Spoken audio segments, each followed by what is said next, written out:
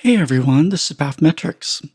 This video is going to be a very short video. I'm just doing a little bit of a elaboration and correction to episode 19 that I just put out because I messed up something near the end of the video and I want to do that right for you. YouTube doesn't let us upload fixed versions of videos, and I didn't catch this error until too late.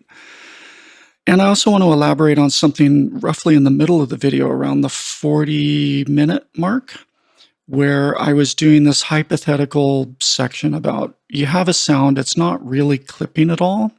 It doesn't need to clip to fit in the mix where it needs to sit, but what if hypothetically you wanted to spread out the load and do a little clipping on that sound to reduce the amount of downstream clipping that was happening at the first bus clipper it hits, where that sound is merged with other sounds. And anyway, I didn't present this as clearly as I could have, and so I just want to elaborate on that a little bit.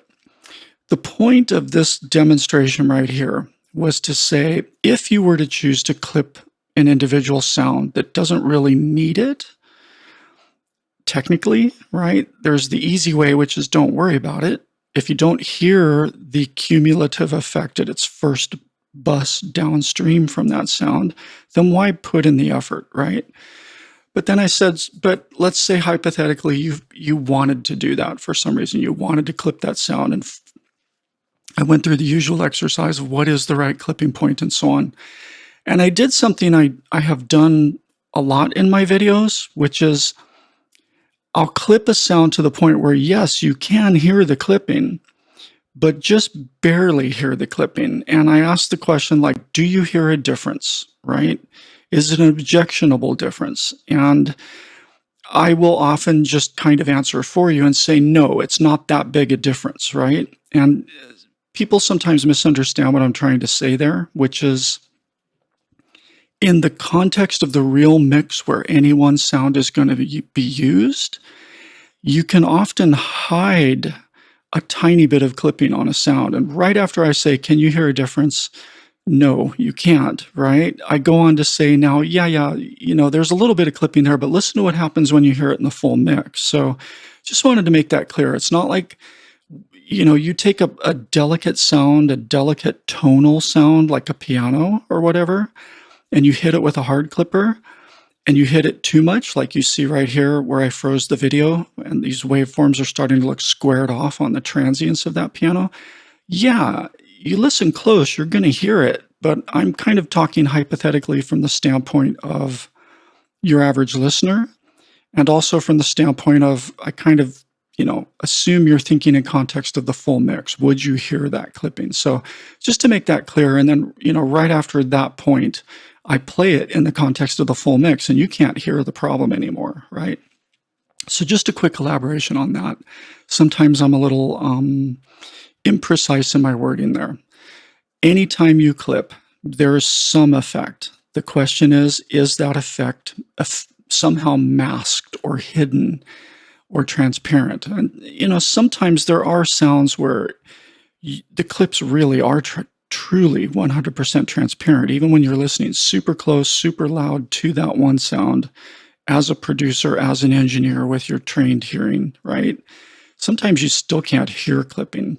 But even if you can hear it a little bit, the question is always, where's that balance point where you're getting the dynamic range control you want, but the clipping's not so bad, and it's probably going to be hidden in the context of the bigger mix, and et cetera, et cetera. So just that point is an elaboration. Now, later in the video, I tried to show you the difference between track limit and newfangled saturate versus KClip. And first I showed it to you in one spot, and then I said, now let's listen to it on the whole pre-master mix. And that's what I want to redo for you the right way. So we're going to go over here to the listen bus and make sure we're not actually hearing VSX. You're hearing the dry signal. I accidentally left the focus on that funky piano sound that we were dealing with for much of the video. And I literally didn't make sure that I was truly on the pre-master when I was auditioning back and forth between KClip, saturate, and track limit. So now I just want to spend a few minutes showing you this full mix at the pre-master with KClip, saturate, and track limit, and let you listen for the differences. And I'm going to point out something you may find interesting. Let's just go back and forth and see what you hear as a difference. See if you notice anything on your system.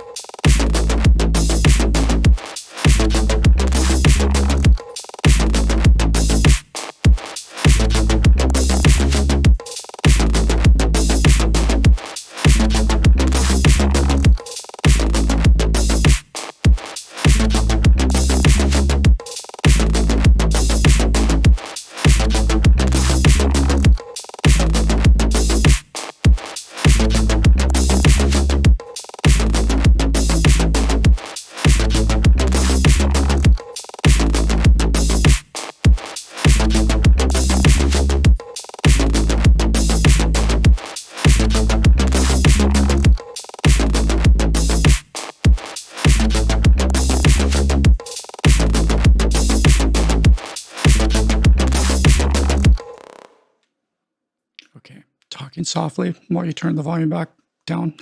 Okay, so could you hear a difference? They're all pretty close, right?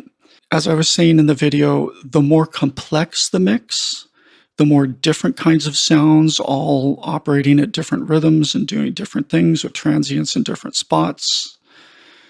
And especially if that complex signal contains bass frequencies or low sub frequencies, kick drums, things like that, subs, that's when you start hearing potentially a difference between a straight up hard clipper, which is what KClip is doing, versus that kind of funky detail preservation hard clipper that Saturate is doing, versus a true limiter. Now it's a wideband limiter.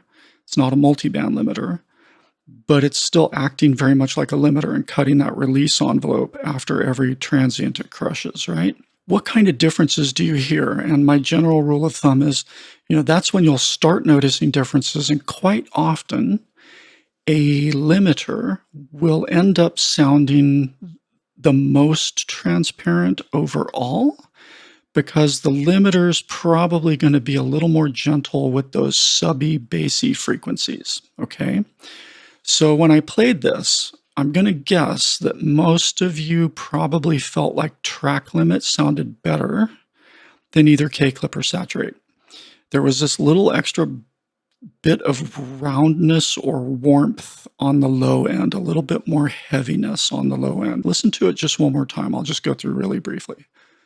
Okay, I'm actually just going to exaggerate the difference between KClip and track limit. I'm going to go back and forth between those two.